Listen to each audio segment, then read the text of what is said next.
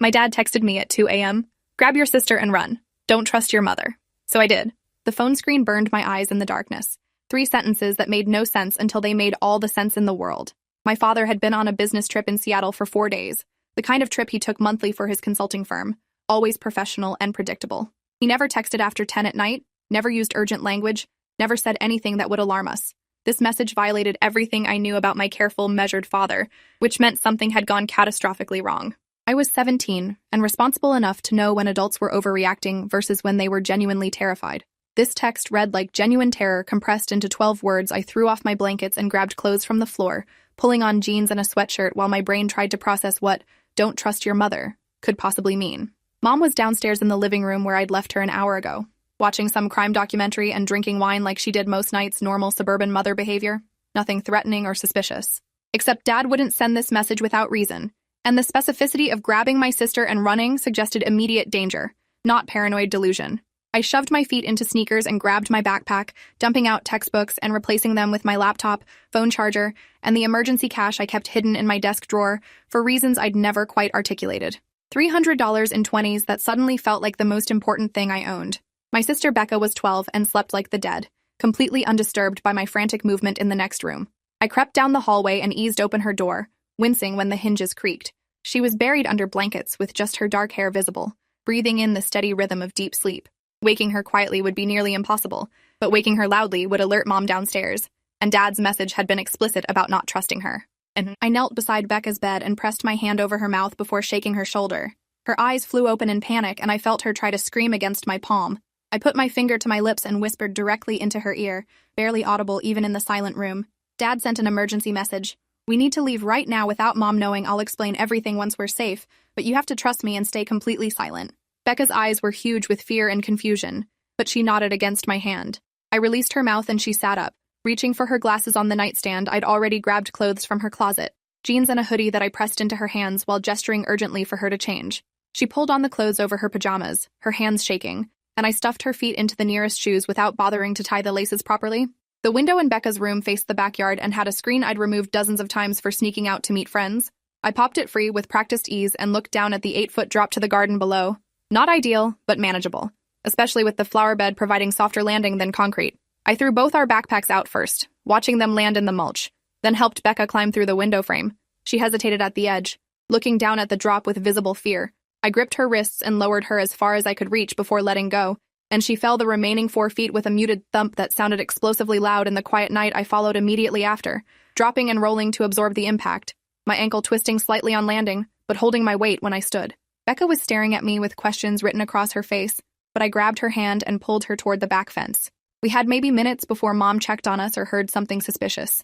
The fence was 6 feet of privacy wood that I scaled by stepping on the decorative crossbeam, pulling myself over the top and dropping into the neighbor's yard.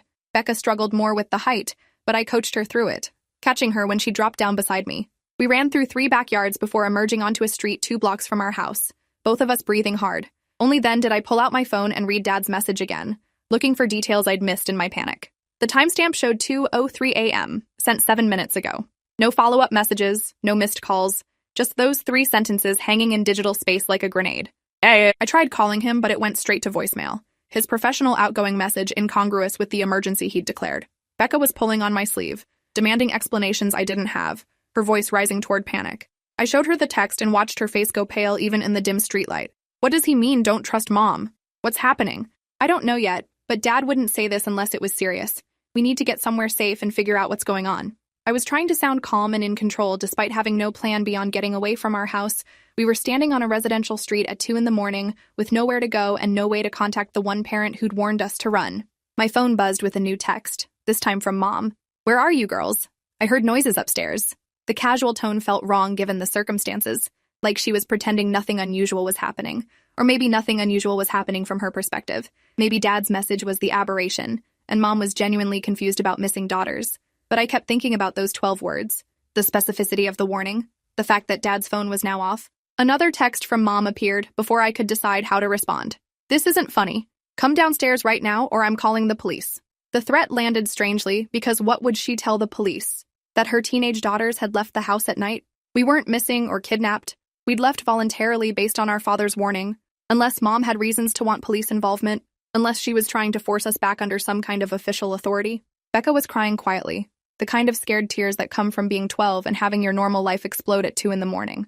I put my arm around her shoulders and kept walking, moving us toward the 24-hour convenience store 3 blocks away. At least there we'd have lights and potential witnesses, some minimal safety while I figured out next steps. My phone kept buzzing with messages from Mom, each one escalating in tone from confused to angry to threatening. The convenience store was nearly empty except for a bored clerk scrolling through his phone behind bulletproof glass. Becca and I huddled in the back corner near the refrigerated drinks, trying to look casual despite being 2 teenage girls alone at 2 a.m.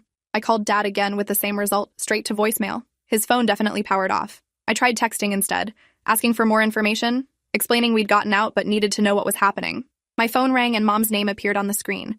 I stared at it through 3 rings before answering, putting it on speaker so Becca could hear Mom's voice came through tight with barely controlled emotion. "Where are you? What's going on?" I wake up and both my daughters are gone, windows open. "You're not answering texts." "You're scaring me, honey." She sounded genuinely frightened and confused, nothing in her tone suggesting danger or threat, but Dad's message kept echoing in my mind, the urgency and specificity that had sent us running. "Dad texted us," I said carefully, watching Becca's face for reactions. "He said to leave the house and not trust you. We need to know why he'd say that." The silence on the other end stretched long enough that I thought the call had dropped. Then Mom laughed, this brittle sound that raised every hair on my neck. "Your father texted you at 2 in the morning telling you to run away from me? That's insane. He's in Seattle at a conference, probably drunk at some hotel bar. He doesn't know what he's saying. But I'd never seen Dad drunk in my life. He barely drank even at parties. And the message hadn't read drunk. It had read terrified. Why would he specifically say not to trust you? What's he afraid you're going to do?" Mom's breathing got faster on the line, and when she spoke again, her voice had changed into something harder. "Listen to me very carefully. Your father is having some kind of mental break. He's been acting paranoid for weeks, saying strange things, accusing me of things that aren't true. I didn't want to worry you girls, but he's been seeing a therapist for delusions. Whatever he told you is part of that. You need to come home right now so we can handle this as a family." The explanation sounded reasonable, except for the timing. If Dad had been delusional for weeks, why send the emergency text tonight? Why turn off his phone after sending it if he was just drunk and confused? And why did Mom's voice sound wrong, like she was performing concern rather than feeling it? I looked at Becca and saw my own doubt reflected in her expression. "I want to talk to Dad first," I said. "I want to hear from him that he's okay, and that the message was a mistake. Then we'll come home." Mom made a frustrated sound, and I heard movement on her end, footsteps and the jingle of car keys. "Fine, stay where you are and I'll come get you. We'll call Dad together from the car and sort this out. Where are you exactly?"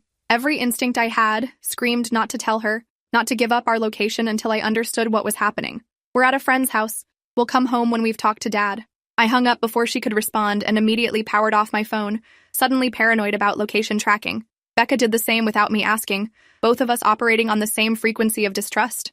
The convenience store clerk was watching us now with open suspicion, probably wondering if he should call the police about 2 teenage girls acting sketchy in his store. At 2 a.m. I grabbed 2 bottles of water and paid with cash, trying to look normal and unhurried.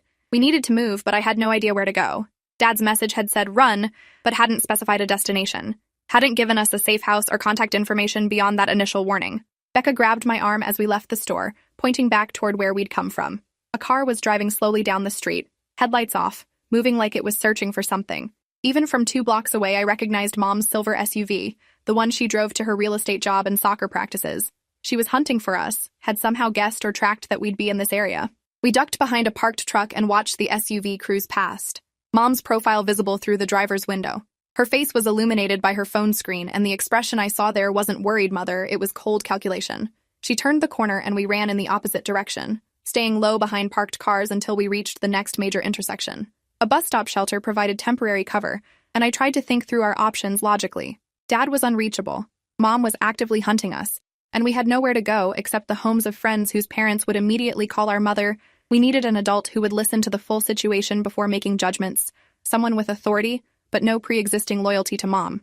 My phone powered back on and immediately started buzzing with messages. Most were from Mom with increasingly frantic tone, but one was from an unknown number. "This is Special Agent Victoria Reeves with the FBI. Your father asked me to contact you if anything happened to him. Call this number immediately from a secure line. Do not go home. Do not trust local police." The message was so unexpected, so outside the realm of normal possibility, that I read it 3 times before my brain accepted the words. FBI involvement suggested crimes way beyond family drama. Suggested Dad's warning had been about something bigger than mental breaks or marital problems. Becca read over my shoulder, and her face went even paler. Why would Dad be talking to the FBI? What did Mom do? She was asking the questions I was thinking but couldn't voice. I called the number from the message using the convenience store's payphone, paranoid now about phone tracking. A woman answered on the second ring, her voice professional and alert despite the hour. This is Agent Reeves. Who am I speaking with? This is Zoe Brennan. You sent a message about my father, Kevin Brennan. He texted us tonight telling us to leave our house and not trust our mother. We need to know what's happening. Agent Reeves was quiet for a moment, and I heard keyboard clicking in the background, like she was pulling up files or verifying information. Your father has been cooperating with a federal investigation into financial crimes for the past 3 months. He discovered evidence that your mother is involved in a sophisticated fraud scheme moving money through her real estate business. We've been building a case, but tonight our surveillance team lost contact with your father. His last communication was sending you that text message before his phone went dark. The words landed like physical blows, and I grabbed the payphone cradle to steady myself. Mom wasn't just having marital problems or acting strange. She was a criminal under federal investigation. Dad had been secretly working with the FBI, gathering evidence against his own wife, and something had gone wrong tonight that triggered his emergency warning. Where is he now? Is he safe? Agent Reeves hesitated before answering. We don't know. He was supposed to check in 3 hours ago from his hotel in Seattle, and didn't. His phone location last pinged at the hotel, then went offline. We have agents checking the hotel now, but his failure to communicate combined with that text to you suggests he believed himself to be in immediate danger. Becca was gripping my sleeve so tight her fingers hurt, listening to my half of the conversation with growing horror. What kind of danger? Why would Mom hurt him? But even as I asked, I was remembering things that had seemed normal at the time but took on sinister meaning in this new context. Mom's frequent unexplained absences, her defensive reaction when Dad asked about her business accounts, the way she'd started password protecting everything on her phone and computer. The people your mother is working with are not the kind to leave witnesses if they think their operation is compromised. If they learned your father was cooperating with our investigation, he would become a liability to eliminate. And if they've gotten to him, you and your sister are potential witnesses who know his routines and could identify associates. That's why his message told you to run. The full weight of danger settled over me, and I understood suddenly why Dad had been so specific, so urgent in his middle-of-the-night text. We weren't running from normal family dysfunction. We were running from people who murdered witnesses to financial crimes. What do we do? Where do we go? Agent Reeves gave me an address for an FBI field office 30 miles north. Get there as fast as you can without using credit cards or your phones except for emergency calls. If you see your mother or anyone suspicious, call 911 immediately. I'm dispatching agents to pick you up, but they're 45 minutes out. You need to stay hidden and moving until they arrive. I hung up and relayed everything to Becca, watching her face cycle through disbelief and fear and finally grim acceptance. At 12, she was processing that our mother was a criminal. Our father was missing and potentially dead, and we were running from people who killed witnesses. It was too much for anyone, but especially for a kid who'd gone to bed thinking about homework and friend drama. A taxi company operated out of the strip mall across the street, and we walked there quickly, constantly scanning for Mom's silver SUV. The dispatcher was half asleep, but agreed to send a car to our location, asking for destination. I gave him an address 2 blocks from the FBI field office, paranoid about giving exact locations even to seemingly innocent taxi companies. The taxi arrived 15 minutes later, a beat-up sedan driven by a man who looked annoyed at being woken for a fare this far out. Becca and I climbed in the back, and I handed him cash up front, asking him to drive carefully and avoid the main roads. He gave me a strange look but pocketed the money and pulled out of the lot. We'd made it maybe 3 miles when headlights appeared behind us, coming up fast. The taxi driver noticed and swore, accelerating slightly. Some asshole's been following us since we left. Probably drunk idiots playing games. But I twisted around to look and recognized Mom's SUV, close enough now that I could see her face through the windshield, set and determined. That's our mother, I said to the driver. She's dangerous. We need to lose her right now. He looked at me like I was insane until Mom's SUV rammed us from behind, hard enough to throw both Becca and me forward against the front seats. The driver swore louder and floored it, the old taxi responding sluggishly as Mom hit us again. We were on a semi-rural road with minimal traffic, exactly the wrong place for a chase scene. Mom pulled alongside us, and I could see her clearly now, her face twisted into something I didn't recognize. She was trying to force us off the road, her SUV heavier and more powerful than the taxi. The driver was panicking, swerving wildly, trying to keep control while Mom repeatedly slammed into our passenger side. Becca was screaming, and I was on my phone calling 911, shouting our location and situation to a dispatcher who kept asking me to slow down and repeat myself. Mom made one more hard slam, and the taxi spun out, rotating twice before sliding off the road into a shallow ditch. The impact threw us around the interior despite seatbelts, my head connecting with the window hard enough to see stars. Mom's SUV screeched to a stop, and I watched her climb out, walking toward our crashed taxi with purpose. The driver was slumped over the steering wheel, dazed or unconscious, and Becca was crying beside me. I grabbed her hand and kicked open the door on the far side, dragging her out and into the drainage ditch running alongside the road. We ran through brush and darkness while Mom shouted behind us, her voice carrying across the quiet night. "Girls, stop. I'm trying to protect you. The FBI is lying. Your father is lying. I just need to talk to you." But her actions didn't match her words, didn't match someone trying to protect rather than harm. The drainage ditch connected to a culvert running under the road, and we crawled through it, emerging on the far side muddy and scraped. Behind us, I could hear sirens approaching, the 911 call finally producing response. Mom must have heard them too, because her shouting stopped and I heard her SUV engine start, tires squealing as she fled the scene. Police cars arrived with lights flashing, officers jumping out to check the crashed taxi and search the area. We emerged from the culvert with hands raised, shouting that we'd called 911 and we were the victims. One officer approached carefully, hand on his weapon, while his partner checked the taxi driver who was coming around slowly. I explained everything in a rush while Becca cried against my shoulder. The officer looked skeptical until I mentioned FBI Special Agent Victoria Reeves by name and showed him the text from Dad. His expression changed and he radioed something coded to his dispatcher before telling us to wait in his patrol car while he verified our story. 20 minutes later, black SUVs arrived with federal agents who showed badges and took custody of us from the local police. Agent Reeves was a woman in her 40s with sharp eyes and an expression that suggested she'd seen too much to be surprised by anything. She wrapped emergency blankets around both of us and guided us into one of the vehicles. "Your father is alive," she said immediately, and I felt something in my chest unclench. "He was attacked in his hotel room tonight but fought off his assailants and escaped. He's in protective custody and asking about you two.